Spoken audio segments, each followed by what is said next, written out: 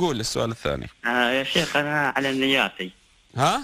أنا على نياتي. هي كلنا عنياتنا يا شيخ، وفي لا حد بس أنا يعني البنات يقصون علي. معليش. أول مرة حصل. لا الحق ينقال يا شيخ. الحق ينقال. أنت البنات يقصون عليك؟ إيه يقصون علي البنات.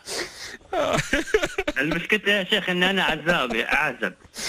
زين كمل كمل يا فيصل، سامحني ترى أول مرة تعرض علي القضية. أنت شوف مثلا يا شيخ أنا يعني واحدة كلمتني قالت تبى ايفون، انا اروح سيده محل تليفونات اجيب لها ايفون، انا ما اشوف هالشخص، ما اعرف انه واحد ولا وحده من طريق التليفون بس. زين انا تميت على هالحاله يمكن صار يمكن 5 سنوات، وانا ان شاء الله يعني مثل ما تقول لي انا خروف. اجيب اعطي على طول. زين يا شيخ وتميت على هالحاله.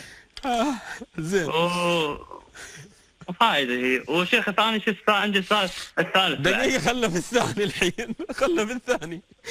اسمع يا فيصل، يعني انت كيف نحل هذه المشكلة؟ انت تحتاج عصا طال عمرك. ما في الا هذا. إيه؟ كل واحدة تقص عليك تودي لها ايفون؟ ايه انا كنت كذا اجيب لك ايفون ايباد. البنات ترى يلعبون في عقول الرجال الشباب. زمان كنا نخاف على البنات، الحين نخاف عليك. ايوه. زين هذه حلها عصاية هذه. زين اعطيني السؤال الثالث. يا شيخ انا مبذر. ها؟ انا شخص مسرف. اكيد مع الايفون هذا يا شيخ انا شوف يا شيخ انا حطيت في رقم الواصل 100,000. هي وش رقم واصل هذا؟ يعني رصيد حطيت 100,000 عشان نتكلم البنات صح؟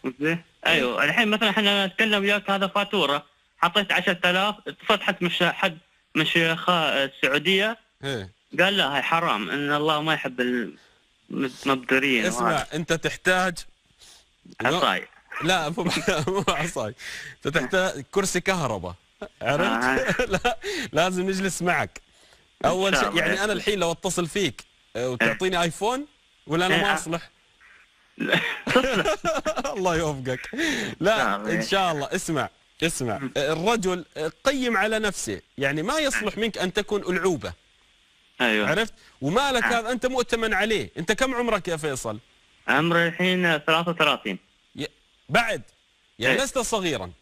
لسه صغيرا بس. انت مو متزوج؟ لا مو متزوج. لا لازم تتزوج. وين الوالد والوالدة عنك؟ موجودين بس تعبوا مني يا سيدي. والله انا تعبت منك على مكالمة، تعبت منك. كيف الوالد والوالدة؟ لا ضع رقمك، حط رقمك. هذه المشكلة ما تحتاج برنامج، تحتاج محاضرة. احنا نتصل فيك يا فيصل.